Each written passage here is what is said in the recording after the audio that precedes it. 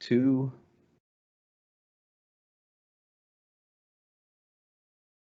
Hello, welcome to Finchloom, 5 weeks of 30-minute webinars. Today is April 28th, 2020, and our topic today is fighting hackers with Finchloom's very own PhishPrevent, which is email and identity protection service. This is the third to last show of our 5 weeks of 30-minute webinars. And you can see here on the screen, we've got 2 final webinars coming up.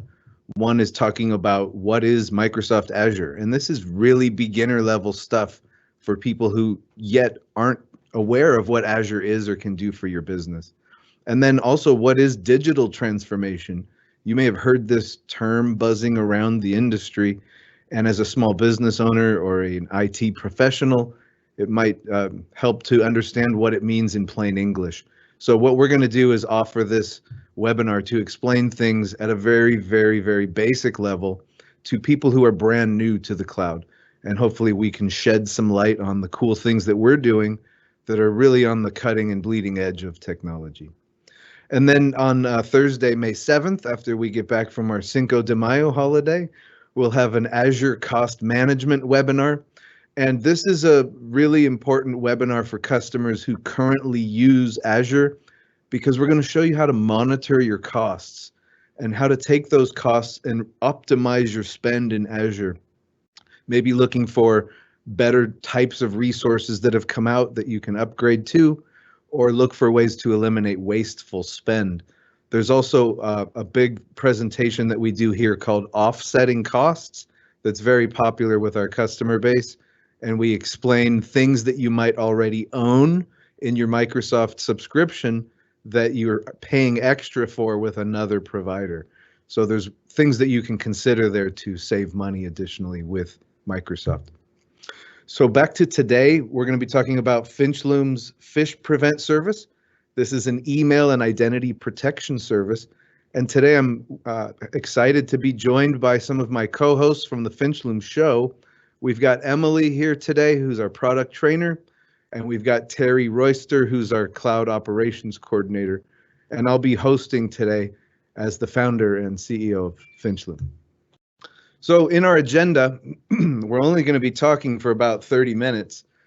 So we're going to rush through some of this high level stuff, but at the end, if you want to get more information or do a deeper demo in a personal way, one-on-one, we can schedule that with you. But basically, we're going to tell you who we are. I realize that some of you may be watching this and you don't know who Finchloom is. You might be asking, what is that? What does it mean? But I'll explain and how we can help. Then we'll get into talking about what hackers are trying today during the crisis. There's a crisis going on in the world, and hackers are taking advantage of that. So they're stepping up their game. We need to step up ours. So we're going to show and reveal some of the things that we're seeing in the wild today. And then we're going to switch to the next slide, which will tell you about how you can protect yourself while you're working at home. So, you can't go to work and ask your coworker, is this email safe? Or, hey, did you get this? And you can't pop down the hall and say, hey, did you send me that? So you don't have that support system at work like you're used to. You're alone working from home and you need some help. So we're going to show you some things that you can look for. These are things that we commonly go and do ourselves, and we're going to share that with you so you can do that too. And then finally, we'll talk about Finchloom's PhishPrevent service. And for the price of about a quick lunch per user per month, a business can protect all of their employees from this type of phishing and email and identity theft that goes on. And we're going to talk about how the product works, and we'll give you a quick demo of how it happens. So that being said, let's get into the Who is Finchloom slide. Just real quick before I get into that, we do have a Q&A going on the side, and my friends Emily and Terry are monitoring that. So if you do have a question, you want to type that in, they'll get that to the stage for us. Just type it into the question box. Okay, so who is Finchloom? First of all, you can see on our homepage here, we are a 100% Microsoft cloud partner. So we don't deal with Google, we don't deal with Amazon, and we don't really deal with the old technology. We work to get people away from the old technology into the new Microsoft cloud stack. Our products include PhishPrevent, which we're talking about today.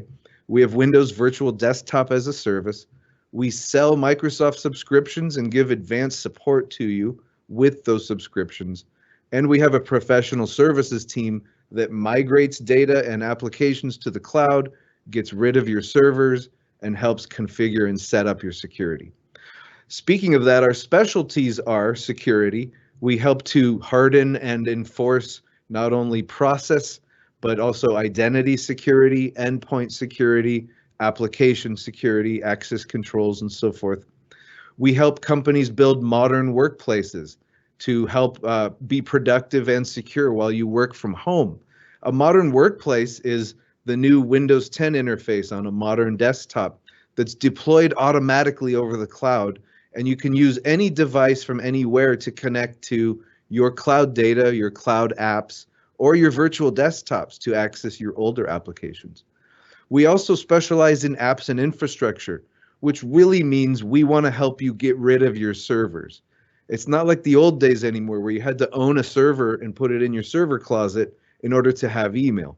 So we want to help companies realize that they can modernize that, get rid of their servers, and put their apps and their infrastructure into the cloud. And then our newest practice area or our specialty is Teams adoption and change management. And so many companies now are coming to us and saying, man, we've had to scramble to work from home and we're using Teams, but we don't know how to use it. And that's where this comes in. This is where we work with your company, the entire company. And we are like personal coaches. We're like cheerleaders. We're like advisors. We're like guidance. We're support. It's a whole communications and support program to help your users adopt and change to use Microsoft Teams in a more modern way, collaboratively and productive. And the customers that we service are across the board, small business, mid-size, and enterprise. In fact, my partner and I got our start in mid and enterprise, and we're just recently getting into small business and taking some of that expertise we've learned over the years and bringing that to our small business friends.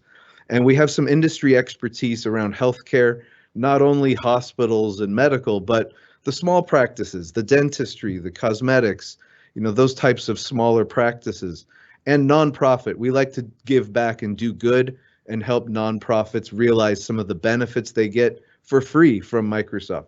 And as you can see at the bottom, we're a gold partner. So we have experience, we have the people, and we have the years of trust.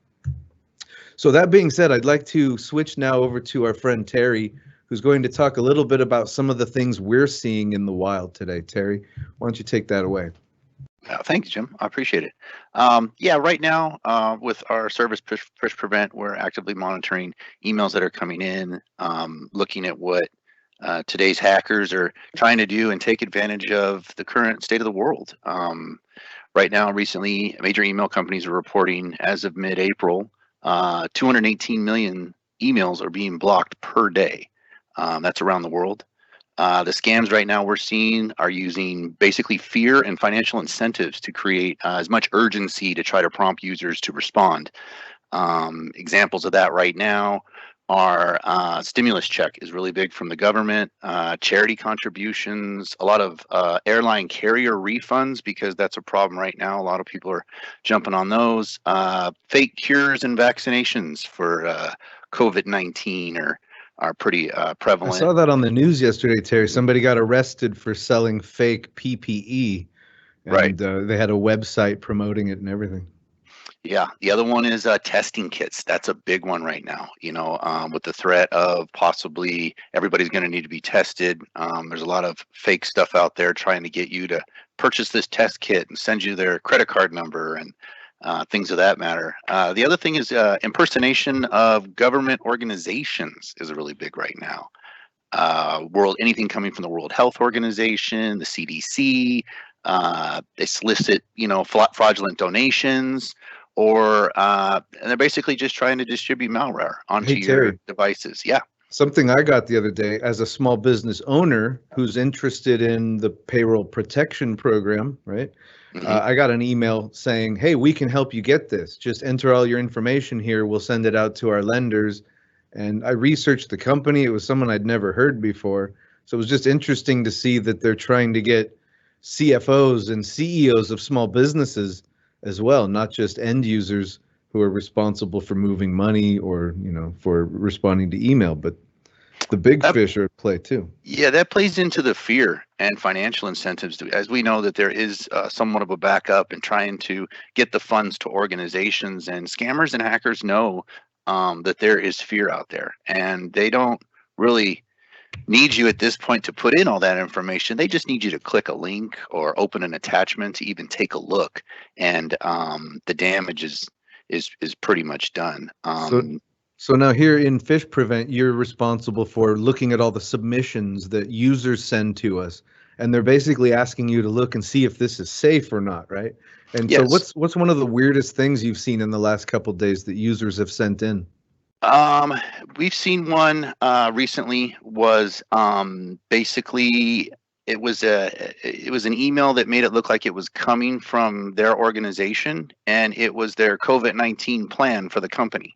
Ooh. And So of course users want to read that, right? Oh, yes, my company's doing absolutely. something. Yeah. Well, it's also pressure. It feels like pressure from the top. It feels like it's coming from your boss or HR, Yeah. so you feel like you want to open that up and take a look and see what your company's doing. Or the other one is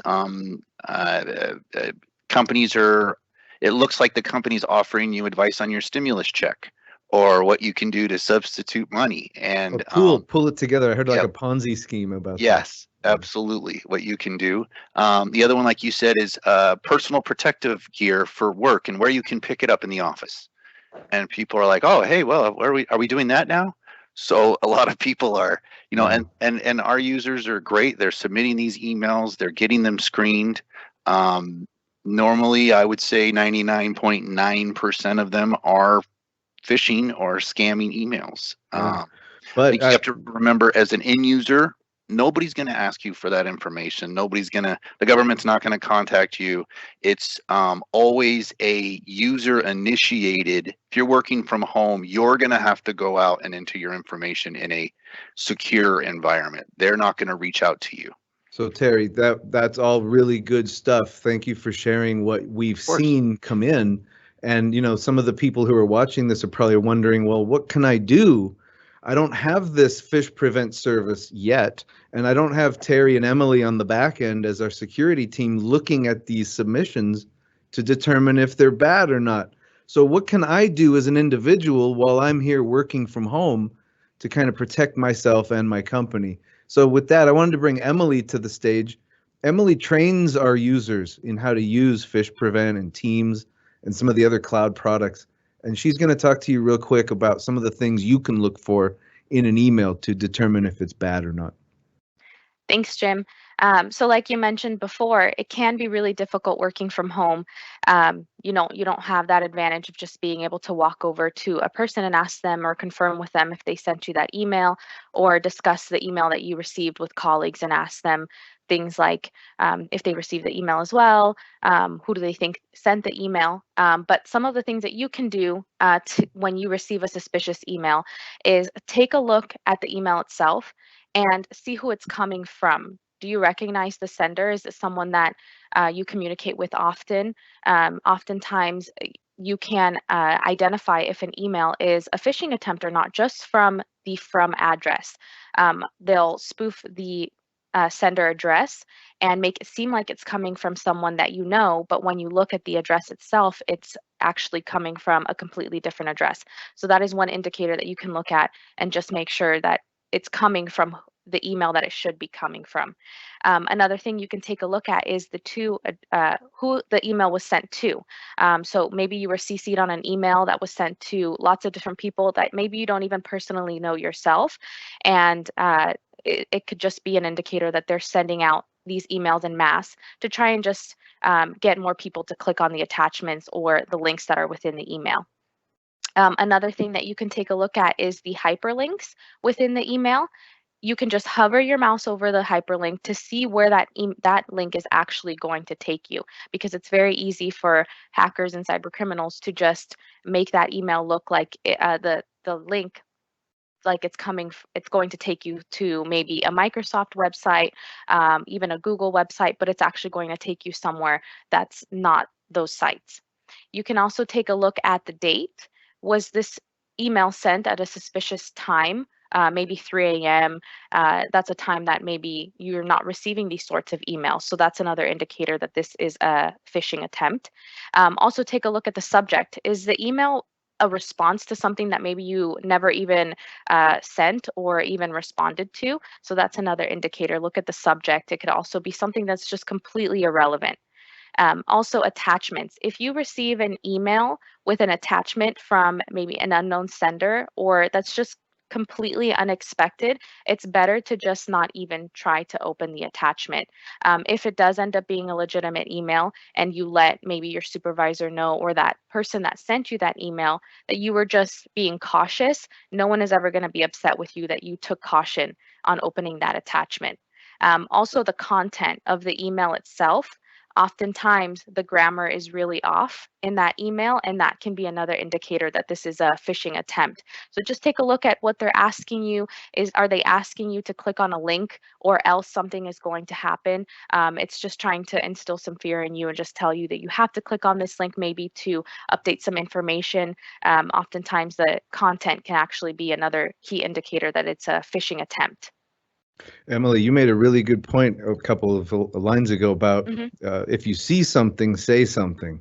And that's very common now in today's world, that no one's going to get in trouble for asking, is this safe? Did you really want me to do this? This looks weird. In fact, I've seen people get praised for that now. Yep. And that's actually something that we do ourselves, even though we see these sorts of emails all the time and we investigate them ourselves. With my email box, I'm always suspicious. I always take caution. I always ask questions. It's better to just be safe than sorry. Yeah, that's good. All right, good. Well, thank you for going over that.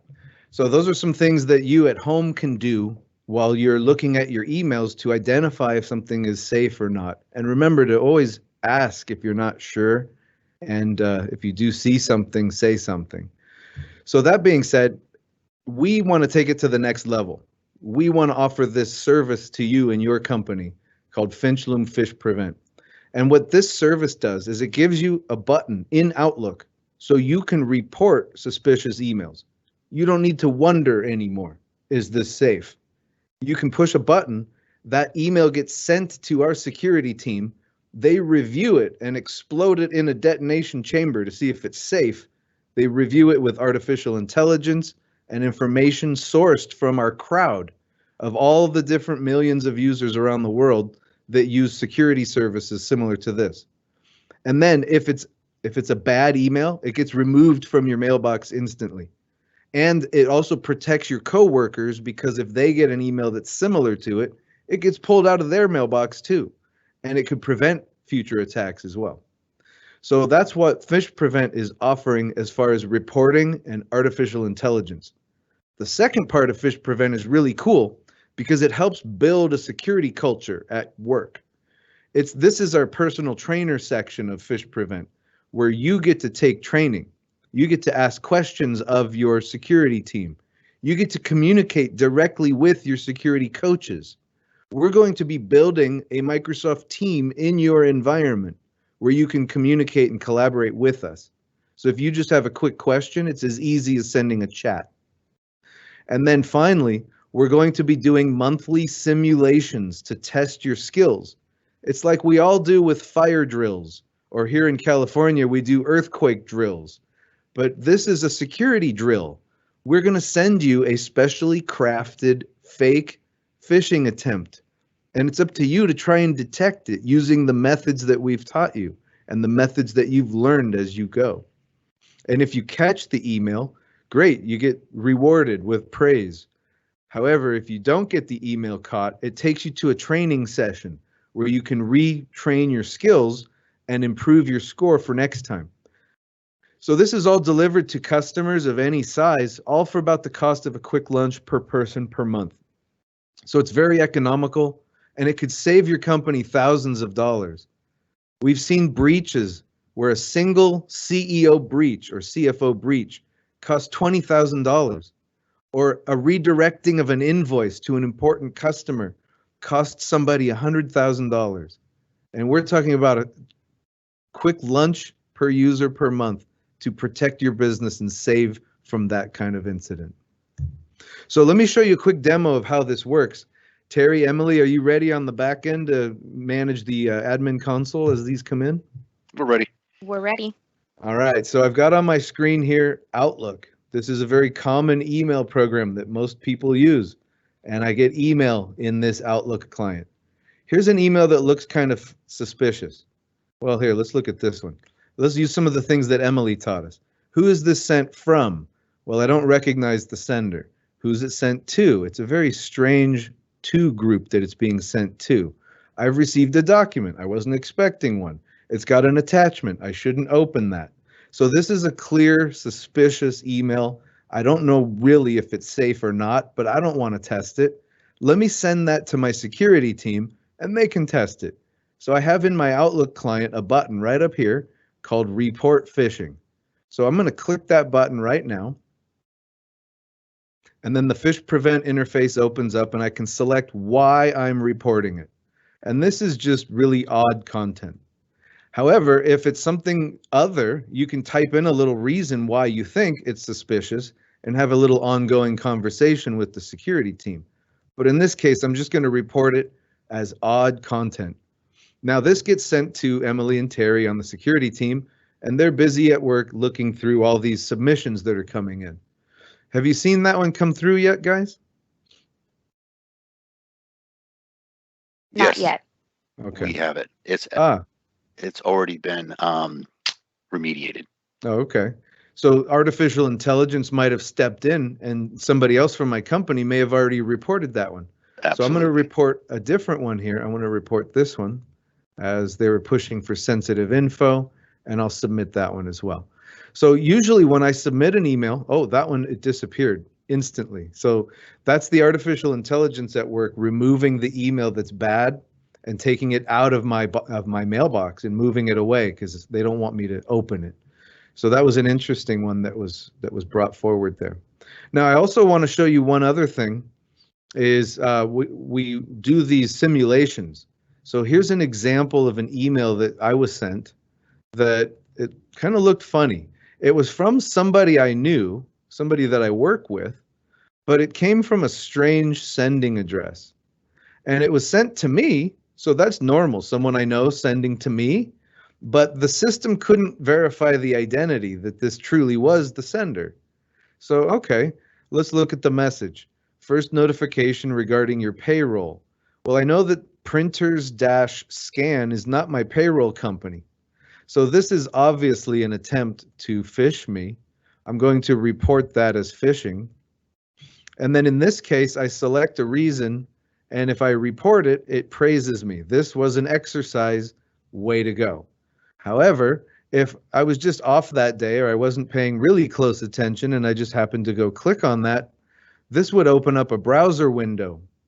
And this browser window says, oops, this was a phishing email, but don't worry, this was a test. And since you clicked on it, we want to refresh your training and take you through this training video so you can refresh your learning about how to spot phishing. And remind everybody to always report phishing when they see it. It's not good enough to just delete it or ignore it. You got to report it because that could save other people in your company.